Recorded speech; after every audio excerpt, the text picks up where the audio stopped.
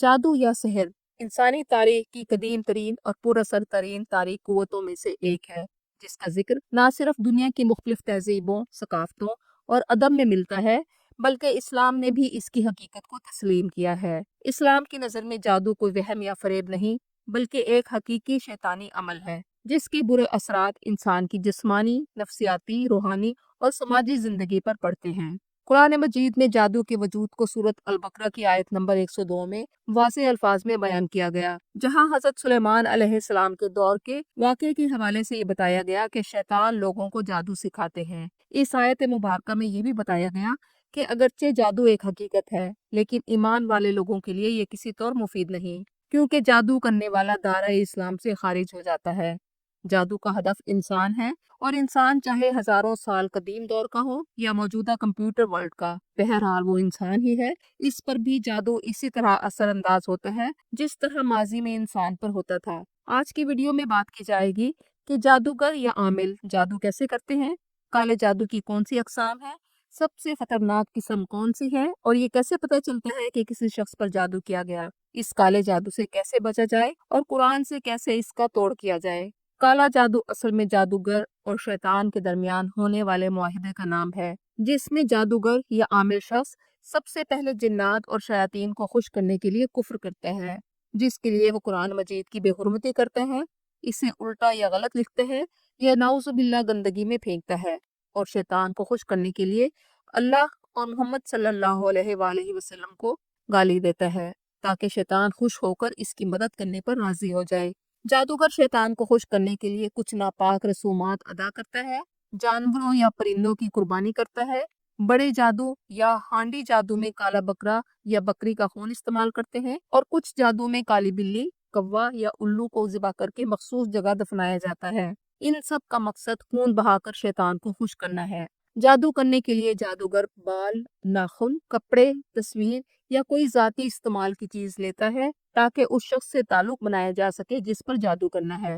پھر وہ کاغذ پر عجیب نشان، ہندسے، مربع اور الٹے سیدھے الفاظ لکھتا ہے، یا نعوذ باللہ قرآن آیات کو الٹا لکھ کر تعویذ بناتا ہے۔ بعض اوقات دھاگے یا رسی پر مختلف گرہیں لگاتا ہے اور مخصوص منتر پڑھتا ہے جس میں شیطانوں کا نام لے کر ان سے مدد طلب کی جاتی ہے۔ یہ منتر سننے والوں کو سمجھ نہیں آتے، لیکن ان کا مقصد اس جن کو حکم دینا ہوتا ہے جو شیطان نے اسے ان کاموں کو انجام دینے کے لیے دیا ہوتا ہے۔ شیطان جو اپنے قبیلے کا سردار ہے، وہ کسی ایک جن کو اس شخص کی مدد کے لیے اس کے ساتھ لگا دیتا ہے۔ اکثر ان تعویذوں کو گھر کے کونے، چھت، ٹینکی کے نیچے، کچن یا صحن کے کونے میں دفن کر دیا جاتا ہے تاکہ گھر کے افراد پر لمبے عرصے تک اثر رہے۔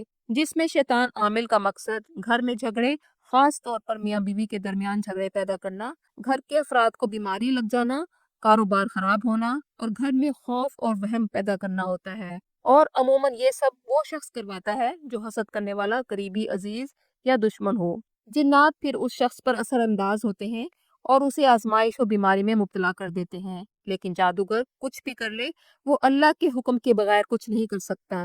سورۃ البقرہ کی آیت نمبر 102 میں اللہ نے فرمایا، وہ کسی کو نقصان نہیں پہنچا سکتے مگر اللہ کے حکم سے۔ جادو اور تعویذ کو اسلام میں سختی سے منع کیا گیا۔ سورۃ البقرہ کی آیت نمبر 102 میں فرمایا گیا، سلیمان نے کفر نہیں کیا بلکہ شیاطین نے کفر کیا، وہ لوگوں کو جادو سکھاتے تھے۔ مسند احمد کی روایت ہے، رسول اللہ صلی اللہ علیہ وآلہ وسلم نے فرمایا، جس نے تعویذ لٹکایا اس نے شرک کیا۔ یقین رکھا جائے کہ جو کچھ ہونا ہے اللہ کے حکم سے ہونا ہے۔ جب اللہ کسی کو فائدہ دینا چاہے تو پوری دنیا مل کر اسے نقصان نہیں پہنچا سکتی، اور جس کو اللہ نقصان دینا چاہے پوری دنیا مل کر اسے فائدہ نہیں پہنچا سکتی۔ دوسری قسم کے شرکیہ تعویذ وہ ہیں جن میں جنات یا شیطان کے نام، ہندسے اور جادو کی علامات ہوں اور غیر اللہ سے مانگنے والے الفاظ شامل ہوں۔ یہ وہ تعویذ ہیں جو جادوگر کسی کو نقصان پہنچانے، گھروں میں جھگڑا کرانے، کسی کو مالی اور جسمانی طور پر کمزور کرنے کے لیے بناتے ہیں۔ عام طور پر جادوگر یا عامل مختلف قسم کے جادو کرتے ہیں، مثلاً سب سے زیادہ جادو سحر التفریق یعنی جدائی ڈالنے والا جادو کیا جاتا ہے، جس میں بالخصوص میاں بیوی کے درمیان اختلافات پیدا کیے جاتے ہیں، اور ان کے درمیان جھگڑا کرنا شیطان کا سب سے پسندیدہ کام ہے۔ سورۃ البقرہ میں بھی فرمایا گیا کہ لوگ ان دونوں یعنی ہاروت اور ماروت سے وہ سیکھ لیتے تھے کہ جن کے ساتھ میاں اور بیوی میں جدائی ڈال دیں، لیکن وہ اللہ کے اذن کے بغیر ایسا کچھ نہیں کر سکتے۔ دوسری قسم کے جادو میں کسی کو اپنی طرف مائل کرنا شامل ہے، جس سے لوگ ناجائز رشتے کے لیے اپناتے ہیں۔ سنن ابی داؤد کی روایت ہے، رسول اللہ صلی اللہ علیہ وآلہ وسلم نے فرمایا، دم، تعویذ اور محبت پیدا کرنے والا جادو شرک ہے۔ جادو کی تیسری قسم سحر المرض ہے، جس کا مقصد کسی کو بار بار بیمار کرنا کہ وہ زندگی سے تنگ آ جائے، ڈاکٹر علاج کرے تو پھر بھی آرام نہ آئے۔ اس قسم کے جادو میں شیطان دیکھتا ہے کہ جسم میں کمزوری کہاں ہے۔ ہر جسم میں کچھ جراثیم انیکٹیو ہوتے ہیں، شیطان پھر بیماری کو بڑھا دیتا ہے۔ یہ حقیقت ہے کہ زندگی اور موت، بیماری اور شفا سب اللہ کے ہاتھ میں ہے، لیکن اللہ نے اسباب بھی پیدا کیے ہیں۔ اگر کوئی وائرس یا جراثیم بیماری پیدا کر سکتا ہے تو نظر بد اور حسد بھی نقصان پہنچا سکتے ہیں۔ رسول اللہ صلی اللہ علیہ وآلہ وسلم نے فرمایا کہ نظر لگ جانا برحق ہے۔ رسول پاک صلی اللہ علیہ وآلہ وسلم حضرت حسن رضی اللہ عنہ اور حضرت حسین رضی اللہ عنہ پر ایک دعا پڑھا کرتے تھے، جس کا ترجمہ ہے کہ میں تمہیں اللہ کے کلمات کی پناہ میں دیتا ہوں، ہر قسم کے شیطان سے، زہریلے جانور اور نظر بد سے۔ صحیح مسلم کی روایت ہے، حضرت ابن عباس فرماتے ہیں کہ رسول اللہ صلی اللہ علیہ وآلہ وسلم نے فرمایا، نظر بد برحق ہے، اور اگر کوئی چیز تقدیر پر سبقت لے جاتی تو وہ نظر بد ہوتی۔ نظر بد جادو کی سب سے ہلکی شکل سمجھی جاتی ہے، لیکن رسول اللہ صلی اللہ علیہ وآلہ وسلم نے اس کے اثر کو حق قرار دیا۔ جادو کی بدترین شکل میں کسی پر جنات مسلط کرنے کا جادو ہے۔ متاثرہ شخص میں غیر معمولی رویے، بے ہوشی کے دورے اور مختلف عجیب آوازیں نکالنا شامل ہے۔ یہ انتہائی شرکی عمل ہے جس میں براہ راست شیطانی قوتوں سے مدد لی جاتی ہے۔ جادوگر انسانی ذہن کو متاثر کرنے کے لیے جادو کرتا ہے، جس میں متاثرہ شخص پاگل پن، ڈپریشن یا وہم میں مبتلا ہو جاتا ہے۔ مدینہ کے ایک یہودی جادوگر لبید بن عاصم نے نبی کریم صلی اللہ علیہ وآلہ وسلم پر یہ جادو کیا کہ اس نے نبی کریم کے بال اور کنگھی کو کھجور کے خوشے کے غلاف میں لپیٹ کر اسے زروان کے کنویں میں دفن کر دیا۔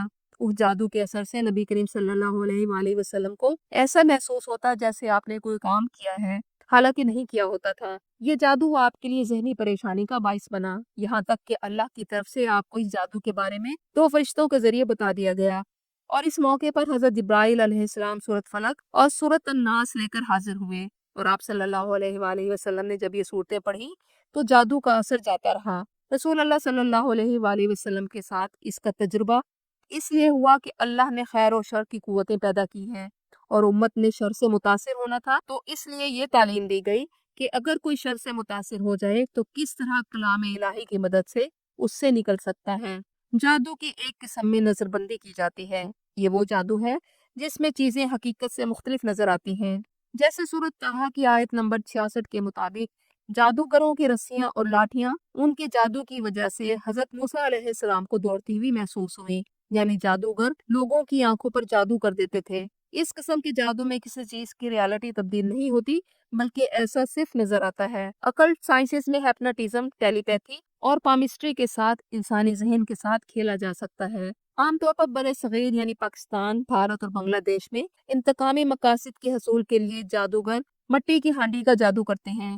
مختلف چیزیں مثلاً ہڈیاں، خون، بال، ناخن یا کپڑے کے ٹکڑے ہانڈی میں ڈال کر کسی شخص کے گھر کے باہر یا قبرستان میں دفن کر دیتے ہیں تاکہ متاثرہ شخص مسلسل تکلیف میں رہے۔ اسلام میں ہر قسم کا جادو سخت حرام ہے، چاہے وہ ہانڈی میں ہو یا کسی اور ذریعے سے۔ سورۃ طٰہٰ کی آیت نمبر 59 میں اللہ نے فرمایا، جادوگر کبھی کامیاب نہیں ہوگا، جبکہ بخاری کی روایت ہے، رسول اللہ صلی اللہ علیہ وآلہ وسلم نے فرمایا، 7 ہلاک کرنے والے گناہوں سے بچو، ان میں سے ایک جادو ہے۔ جادو کی سب سے خطرناک قسم سحر الموت ہے۔ اس کا مقصد براہ راست کسی کو مار دینا ہوتا ہے۔ اس میں اکثر جنات اور شیاطین کو قربانیوں اور شیطانی رسومات کے ذریعے خوش کیا جاتا ہے۔ یہ جادو اللہ کی تقدیر کو چیلنج کرنے کی کوشش ہے، اس لیے سب سے زیادہ گناہ اور عذاب کا باعث بنتا ہے۔ آکسفورڈ یونیورسٹی میں بلیک میجک کو ایز اے سبجیکٹ پڑھایا جاتا ہے۔ مسلمان میں اتنی روحانی طاقت ہونی چاہیے جو اپنا علاج کر سکے۔